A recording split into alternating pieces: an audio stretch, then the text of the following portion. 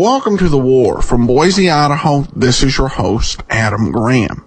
If you have a comment, email it to me, box13@greatdetectives.net.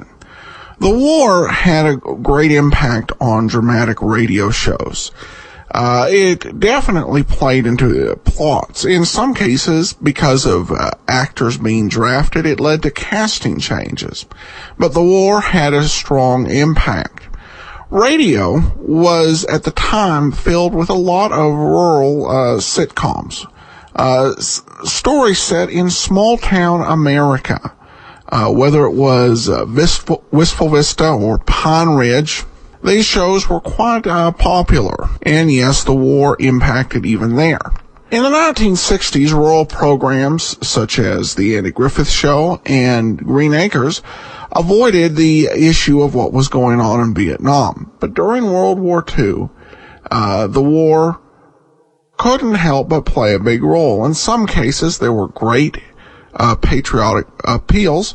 In others, the shows just simply chose to do what it could to build and maintain morale on the home front without any very strong messages. We're going to take a look over the next few days at programs that were favorites and how they dealt with and went to war. We're not going to touch on every single possible program. There are just far too many, but I think this will give us some good sampling. So, here now from December 9th of 1941 is an episode of Fibber McGee and Molly, their first after Pearl Harbor. NBC will be on the air with the latest war news at the beginning of every program, day and night. The British radio, heard by NBC, reports that the Sultan of one of the little Malay states has handed control of his country right over to the British to make it easier to repel the Japanese. A British advisor will sit with the Sultan of Kelantan from now until the war is all over. The United Press from New York.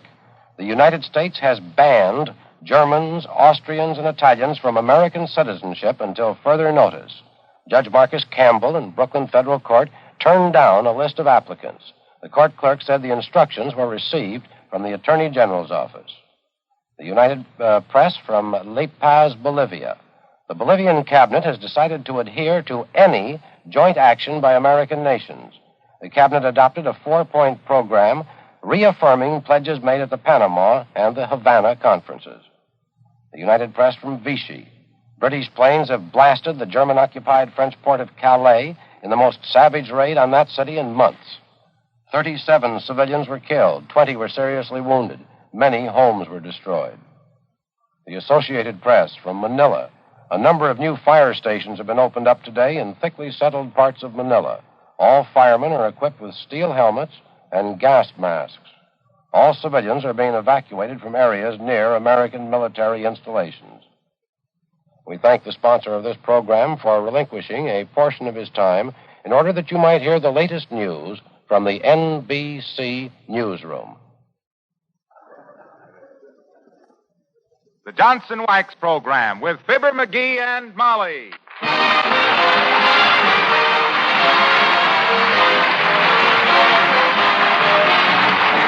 The makers of Johnson's Wax and Johnson's Self-Polishing Glow Coat present Fibber McGee and Molly, written by Don Quinn, with songs by Martha Tilton and the King's Men and music by Billy Mills. The show opens with Don't Ever Leave Me.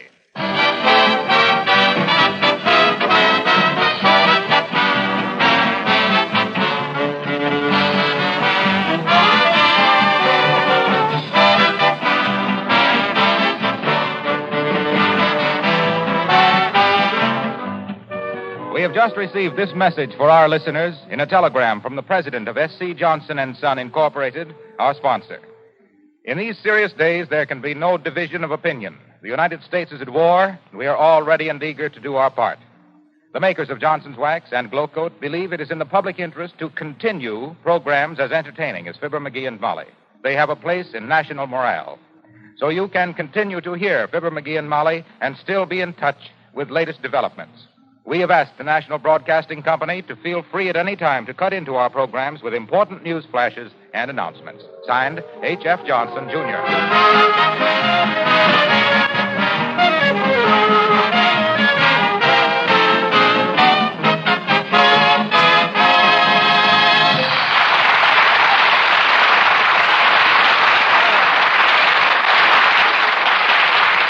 Well, there's an old saying to the effect that the female is more deadly than the male. But around the first of the month, the male can be pretty deadly, too. And here at 79 Wistful Vista, the postman has just left a stack of stuff, which on the breakfast table reaches halfway up the coffee pot. And it's all for Fibber McGee and Molly.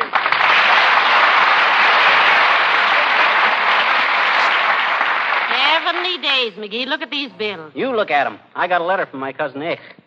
Ich? Yeah, you know. Ichabod McGee. Oh, sure. He was the black sheep of your family, wasn't he? Yeah, complete no good. Ran away when he was 16. Oh? Bummed around the country and started gambling. Won a few $100 and squandered the whole roll on a few acres of scrub farmland and then carelessly discovered oil on it. Worthless little pup is now worth $4 million. Your own brother? Unfortunately, he ain't my own brother anymore. We disowned him in 1926. No. Before he discovered the oil, no doubt. Well, what's he say in his letter? He says, Dear Brother Fibber. Bah. Signed Ich, the black sheep. I guess Ich ain't in any mood to make up. Well, I, for one, won't chase after him just because he has money. No, me either. Wonder how I could get him to chase after me. Hey, what's this postcard? Well, how should I know? It's addressed to you, and I never read your mail. Ah. Anyway, it's just an advertisement. Hey, it isn't either just an advertisement. It's from the Wistful Vista Wholesale Outlet Store. It says, You have been recommended and selected as one of a small list of patrons to whom we extend the privilege of purchasing standard merchandise at a 40% discount. Oh. Boy. This card will be your identification, not transferable. Yours very truly, signed, Paul, your pal Peters. Oh. Say, I didn't know you had a Paul named Pal Peters. Who is he? And why should he give you 40% discount on anything? Oh, they just do that for a few prominent citizens, for the goodwill. You see, Molly, if they... Oh, come in. Hi, babe. Hello, Skimp. Hello, Mr. Mills. Hi, Billy. What's troubling your pretty little bald head today? You know anything about radio, Skimp? Who, me? I'll say I do. Why, sure he does, Mr. Mills. He fixed ours yesterday. Yeah. Now all we have to do to get KPMO is turn the dial to WTL and kick it 3 times. Why'd you ask, William? I wanted to get my sister a radio for Christmas. Say, I thought you got her a new one a couple of years ago, Billy. Well, I did, but it's worn out. Oh. She can't get Ed Wynn on it anymore. Well, if you want... Hey, look. I can get you a radio wholesale, Billy. 40% off. How much you want to sink into it? Oh, about $50. Oh, well, you want one that'll play records? No, my sister hasn't got any records. You leave the whole thing to me, Billy. Tell Santa Claus it's in the bag. You mean you can get me a $50 radio for 30, Skimp? Absolutely. Save you 20 smackers. So if you were thinking of getting me some little inexpensive thing for Christmas, you can do a little better now. Hey, wait a minute, Skimp. How come you get 40% off on radios? What do you mean on radios? I get 40% off on anything. I got connections. I know people in the right places. Oh, sure. Don't you forget, Mr. Mills McGee is a prominent citizen. You betcha. Stand up, dearie, and show Billy how prominent you really are. Well, I'm certainly obliged, Skimp. Want the 30 frog skins now? No. Wait till you get the radio. Will you sit down and have a cup of coffee, Billy? No, thanks, babe. Coffee makes me sleepy. Makes you sleepy. That's funny. Keeps most people awake. Not me. I never drink it. So long.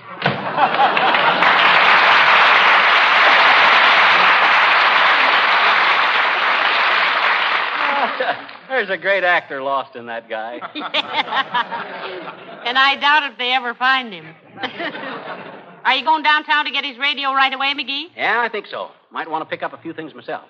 After all, I haven't got your electric waffle iron. Ooh! I haven't got your Christmas present yet. Oh, I wonder what it's going to be. But you can get that later, McGee. I'll go with you today so we can... Oh, dear. Come in. Oh, hello, Mrs. Uppington. How do you do, my dear? And Mr. McGee. Hi, Uppy. I was just going downtown to select a new floor lamp, Mrs. McGee. Would you care to go along? Well, now Hey, wait a minute, Uppy. Don't go throwing your dough away now. Let me handle this for you. I can get 40% off on any merchandise. Now, wait a minute, McGee. How much you want to pay for a floor lamp, Uppy? Mr. McGee, when I want something, I am not one to count the cost. Oh. With me, money is no object whatsoever. I want the best, and I'm perfectly willing to pay for it. But if possible, try and keep it under $7. Catch on, McGee? Be as reckless as you like, as long as you're careful. What kind of a lamp do you want, Abigail? Well, my dear, I rather had in mind one with a marble and bronze base, a fluted gold leaf column, a cluster of 5 bulbs with an indirect fixture at the top, a large beige monk's cloth shade, perhaps surmounted by a small jade ornament. Yeah. You had that in mind for $7? Yes. Yes, I did. Would you go to $8.50 if it had Melvin Douglas shinnying up the post to turn it on for you?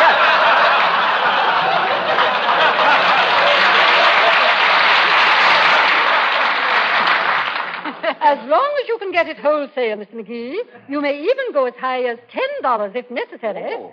Now, that would amount to $6, I believe, with a discount. Yeah. And if I see a nice pair of pliers for about 2 bits, you want those too, Uppy? Why should she want a pair of pliers, McGee? Well, I hate to see anybody pinching pennies like this with their bare hands.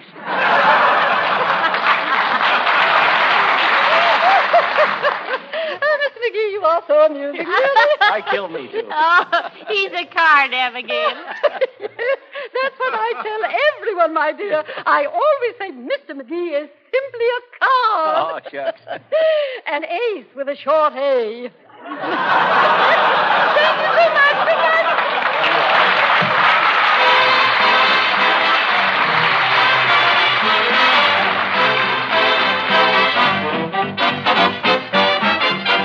The King's Men singing Chul. La la la la la la la. Who said a woodchuck would? Would he chuck another woodchuck's wood? If a woodchuck could chuck, he'd chuck good. Pookadee-la-la-boo, so real. Choo, choo, choo-la-roo. Choo-la, chag-a-rack-a, choo-la-barbecue. Every time I see silly by the wheel, pookadee-la-la-boo, slow real. Ooh-la-roo. Choo-la, chag-a-rack-a, choo-la-barbecue. Every time I see silly by the wheel, pookadee-la-la-boo, slow real. The tune is teasy, so cool and breezy. Just take it easy. Choo, choo, choo-la-roo. Choo-la, chag-rack, choo-la-barbecue. Every time I see silly by the wheel, pookadee-la-la-boo, slow real.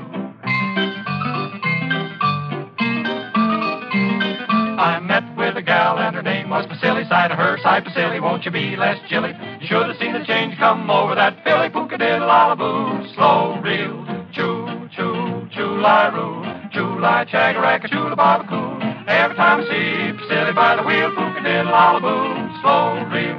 On some Molly's pan met a bit of lump, sitting on a stirp cone chewing gubba rum. Woo! Said the Molly's pan, won't you see me gum? Pookadee-la-la-boo, slow real. No rhyme nor reason, but kind of pleasing, always in season. Choo, choo, choo-la-roo. Choo-la, chag-a-rack, choo-la-barbecue. The last time I saw Silly by the wheel, pookadiddle is a riddle with a fiddle in the middle. Took a diller in a bag of feather hay. Sure, sure, sure, how silly it makes you feel. Pookadiddle-la-la-boo, slow reel. Slow reel. Slow reel. Never get a better with a diller in a bag of feather hay.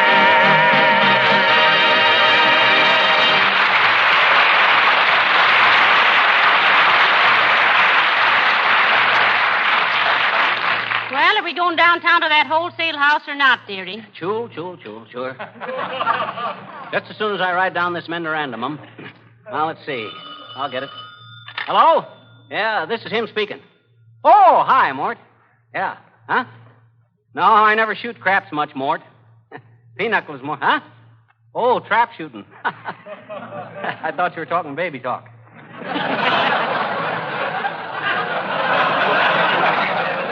Well, I'd get a 12-gauge shotgun if I was you, Mort. That's the best. Hey, wait a minute, Mort. I can get you one wholesale. Oh, dear. Here we go again. Oh, what say, Mort? Sure, 40% off. Okay, you just leave it to me, Mort. You betcha. Okay, Mort. Goodbye, Mort. I never saw you act as a middleman before, McGee, but, man, you're sure putting yourself in the middle. Oh, well, what's one more little item? Put that down on the list, Molly. 12-gauge shotgun, automatic full choke. Full what? Choke. What does he do, shoot things and then strangle them? Oh, choke means the barrel is kind of made smaller at the end. Now, let's see. 1 radio, 1 lamp, 1 shotgun. One wonders. One wonders what? One wonders what one's getting into. Okay. Laugh if you want it, but 40% off ain't anything to sneer at. Who's laughing? Doesn't mean. Hey, I wonder if I could get a Cocker Spaniel down there. Why buy one there? Well, they say a bargain dog never bites.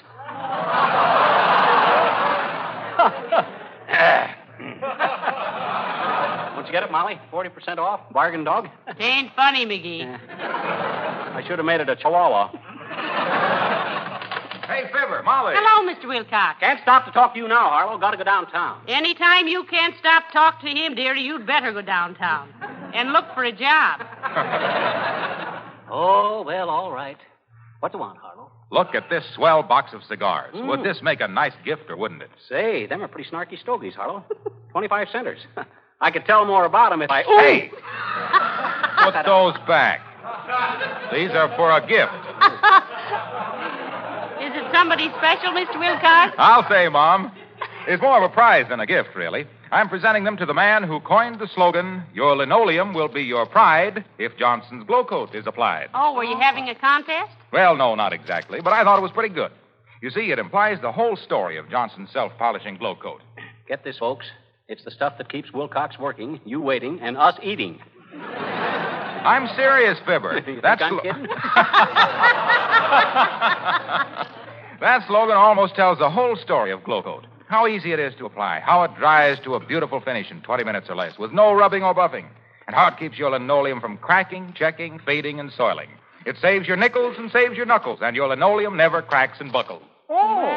Well, I think it's well worth a box of cigars for that slogan, Mr. Wilcox. Yeah. Who's the smart smoker that donated that little hunk of poetic promotion, Harlow? Me? You? You? Yep. Thought of it coming down the street and bought myself a box of cigars as a reward. Oh. Well, it won't keep you any longer, folks. So long.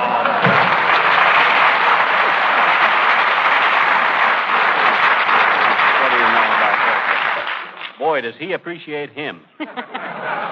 You know, I think it's wonderful, McGee, how he keeps so interested in his job. Yeah, it'd be all right if he kept his enthusiasm to himself, but he's got Billy Mills doing it, too. How do you mean? Well, I saw Billy out with a gal the other night, and was he pouring it on and spreading it around? Come in. Hello, Mrs. McGee. Hello, McGee. Oh, Mayor Latrivia, how do you do, I'm sure? Well, what can we do for you that won't take long, Latrivia? Oh, nothing, thank you. I was just taking a walk and thought I'd drop in a moment. Oh. As mayor, you know, I like to walk around the city and mingle with the common citizens, sort of like Harun al-Rashid. Oh, yes. Who's he? Harun al-Rashid was an Oriental potentate in the Arabian Nights, McGee. Oh, he was, eh? And what did this Oriental potato do, Latrivia? Oh, he mixed with the people and listened to what they were saying so he'd know what was going on among the populace. Didn't you ever read the Arabian Nights? Why, of course not. McGee can't read Arabian. Anyway, by the time I get through reading Bringing Up Father and Flash Gordon and Smokey Stover, I'm all wore out. Very amusing. In a pathetic sort of way. By the way, do you know where I can buy a large globe of the world for my office? Why, sure, Latrivia. I can get you one wholesale. How much you want to pay for a good globe? Oh, it doesn't matter much, McGee. As long as I get a good one. Things are happening so fast these days, I like to keep informed. You want a globe with Japan on it, Mr. Mayor? Why, certainly. Well, then you better get one quick.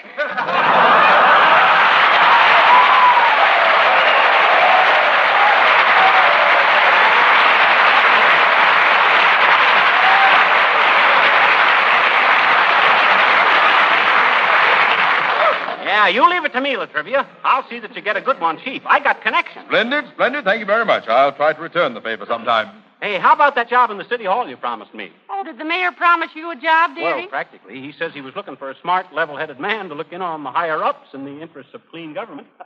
Oh, yes. The window washing job. Yes. Oh, that's been filled, McGee. A good day. Goodbye, Mr. Mayor.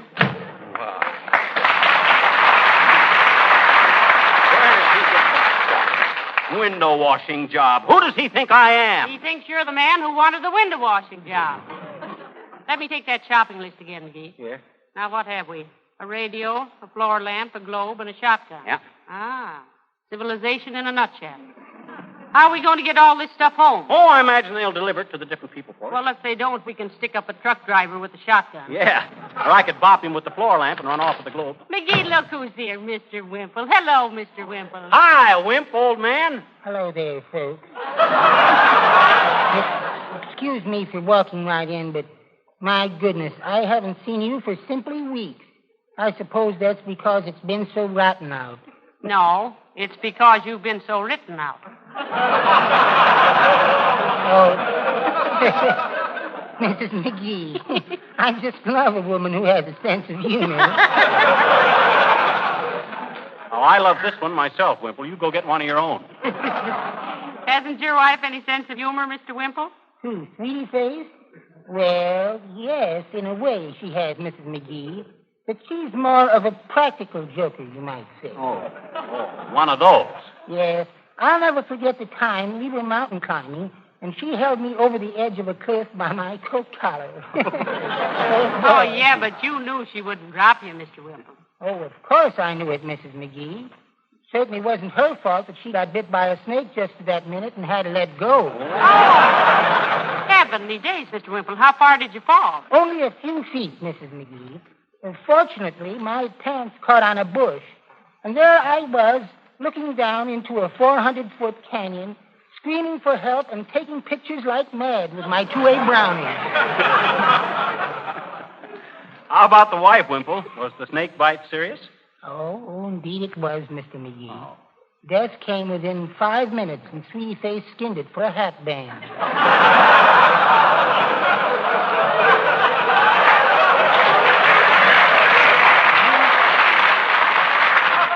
We often think back to that day and have a hearty laugh. At least I think back and she laughs. Have you got your Christmas shopping done yet, Mr. Wimple? No, I still have to get a pair of dumbbells with her initials on to give Sweetie Face. Oh. With a card reading Merry Christmas from the three of us? Hey, I'll buy some for you, Wimple. I can get you some dumbbells wholesale. 40% dear. Off. I wish we had some music with this merry-go-round. Well, I'd certainly appreciate it, Mr. McGee. A bargain really appeals to me these days. Yeah, a guy gets kind of short around Christmas, doesn't he, Wimp? Oh, indeed he does. I was looking at my dime bank this morning, and it's practically empty. Oh, did you shake it real hard? I didn't have to, Mrs. McGee. Sweetie Face caught me looking at it, and she shook both of us. Well, thank you ever so much, Mr. McGee, and do drop over some night. I've told Sweetie Face all about you, and I'm sure she doesn't hate you as much as she says. Goodbye now.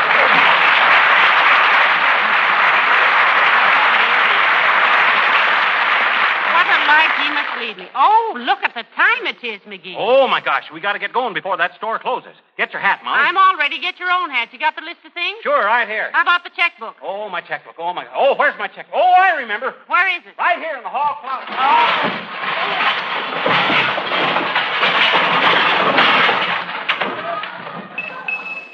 Got to straighten out that closet one of these days.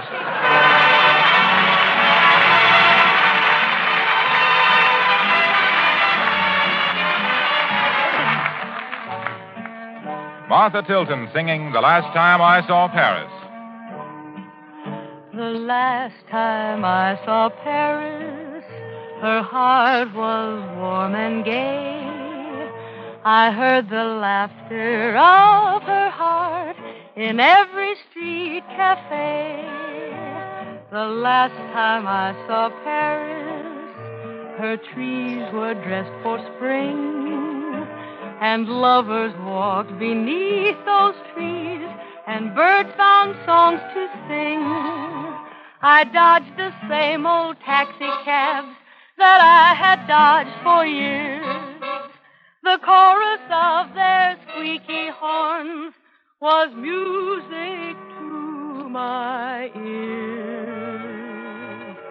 The last time I saw Paris, her heart was warm and gay.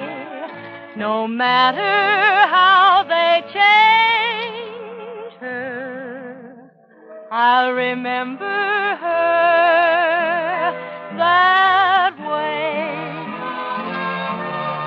I think of happy hours and people who shared them. Old women selling flowers in markets at dawn. Children who applauded Punch and Judy in the park. And those who danced at night and kept their Paris dry. Then the town went dark. The last time I saw Paris, her heart was warm and gay. No matter how they changed her, I'll remember her that way.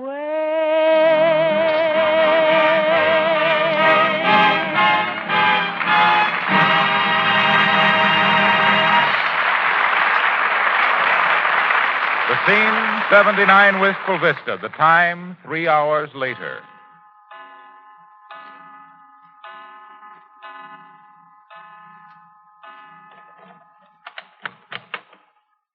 Oh, home again, thank goodness. What a horrible expedition. You and your 40% off. I think I'll run upstairs and take off about 40% myself. 50 including my shoes. Yeah. I'm kind of tired, too. Hey, imagine that guy charging me $5 apiece to deliver all them things. Yeah, and then you didn't get one single item you really wanted. No, I couldn't help it. It was so dark in that store, I couldn't see what I was buying.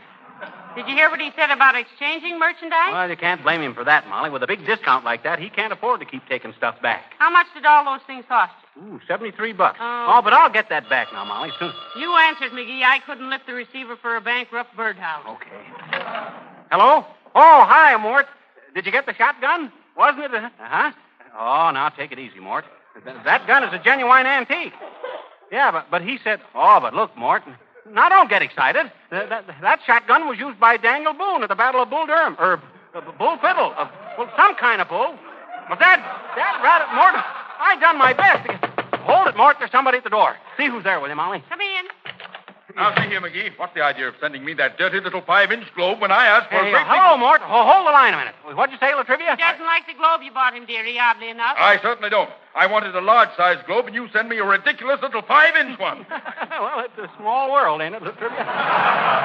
By George, McGee, if you don't... Excuse me, Latrivia. I'm talking to a guy on the phone. Now, look, Mort. I'm sorry I couldn't exactly get you a modern shotgun, but gee whiz, when you get 40% off... McGee, what on earth did you think you were... Be with you in a minute, Uppy. I'm on the phone. Won't you sit down, Abigail, and Mr. Mayor, sit Thank down. you, no. I want to speak to that husband of yours. So do I. It's unanimous. Yeah, but look, Mort. I went to a lot of trouble buying you that shotgun, and if you don't appreciate... Mr. McGee, talk to that person later. I want to speak to you about that repulsive lamp you sent me. You think that's repulsive? If you could see the globe he sent me... Now, let's all take it easy. I'm But, Mort, you don't get the idea. That gun I bought you was a genuine antique. Well, what if you can't shoot with it? Hang it over the fireplace and let the kids... Hey, Skip, you call that thing you sent me a radio? You too, Mr. Mills? Get off that phone, McGee. We want to talk to you. Indeed we do. Now, just a minute, folks. Be right with you. Now, listen to reason, What's Mort. wrong with your lamp, Abigail? What was wrong? The shade doesn't fit. 2 sockets were broken. You ought to see my radio, babe.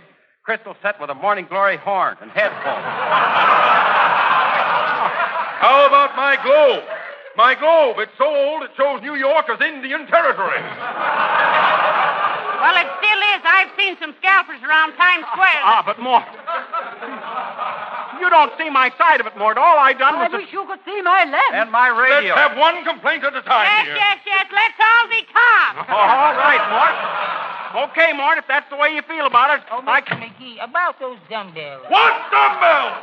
Are you referring to us, Mr. Wimple? If he is, he's the smartest guy in the room. All right, Mort. Okay, Mort, if you feel that way, there's nothing... Hello? Okay, folks, now just take it easy. What is all this? That radio globe you sent me for $9.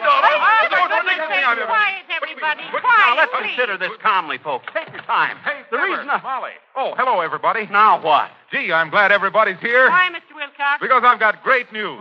See me before you do any shopping. Huh? I know a place where I can get 40%.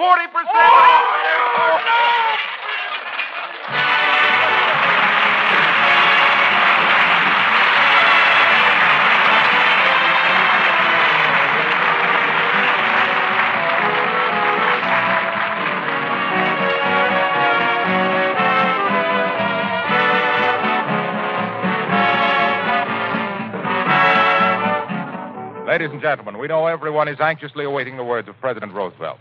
In the meantime, the makers of Johnson's Wax have this message for you. America has answered the treacherous attack of the Japanese by declaring war to the victorious end. To ensure our victory, we must turn our dollars into guns and our dimes into bullets. Buy United States defense bonds and stamps at your bank, post office, or savings and loan association. Get them from your newspaper carrier boy or your retail dealer. If you live in Canada, buy Canadian War Savings Certificates or Victory Bonds. Don't delay. Act now.